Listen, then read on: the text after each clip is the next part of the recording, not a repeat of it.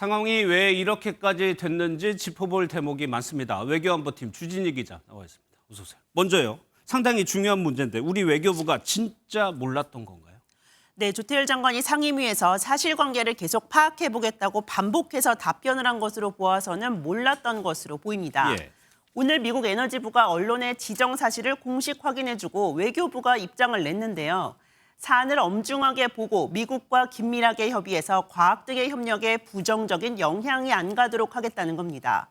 100번 양보해서 미국 에너지부가 리스트를 매년 공개하지 않는다는 것을 고려하더라도 지정 사실을 따로 공유받거나 미리 동향 파악을 못했다는 점은 비판받을 지점인 것 같습니다. 그렇죠. 그러면 미국은 왜 한국을 지정했을까요? 네, 아직 공식 답변이 없기 때문에 추정을 해볼 수밖에 없습니다.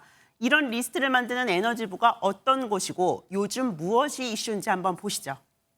The DOE traces its origins to World War II and the Manhattan Project to build the first atomic bomb, national laboratories and program offices to meet emerging national security and energy research challenges. When I took over the role of Undersecretary, I discovered that we had significant stealing of technology at the labs. 정리해보면 에너지부는 핵무기나 기술 안보 관련 업무를 처리하는 만큼 관련 민간 국가를 지정하는 것으로 보입니다. 한국은 테러 지원국이나 미국의 안보를 위협하는 건 아니니까 결국 남은 것은 최근 불고 있는 핵무장론으로 인해 핵 비확산에 위협이 되고 있다고 판단을 했든가 혹은 우리가 모르는 기술 탈취 사건이 있었을 가능성이 있습니다. 예, 일각에서는요. 계엄도 그렇고 한국 정치 상황이 불안정하니까 지정했을 거다. 이런 추측도 나오더라고요. 사실 전문가들 사이에서는 가능성이 낮다는 평가가 좀 있습니다. 예. 앞서 보셨듯이 에너지부는 핵이나 과학, 경제기술 안보를 관장을 하는데 한국 같은 해외 국가 정치 상황을 들여다보고 이를 평가하는 조직이 있거나 외교를 담당하는 부처는 아닙니다. 때문에 일각에서 제기하는 그런 우리 내부의 정치 사정은 에너지부 특성상 가능성은 낮다고 보는 겁니다. 예, 다행히 이 민간 국가 중에서도 가장 낮은 수준이 기타 국가라고 하는데 여기에 지정이 됐어요. 그래도 과학기술 협력에는 지장이 있겠죠. 네, 관련 자료들을 찾아보니까 이렇게 정리가 될 수 있을 것 같습니다.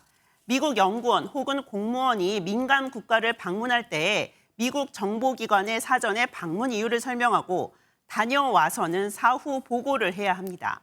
반면에 민간 국가 국적자들이 미국의 연구기관이나 혹은 연구소를 방문하기 전에는 신원 조회를 받아야 합니다.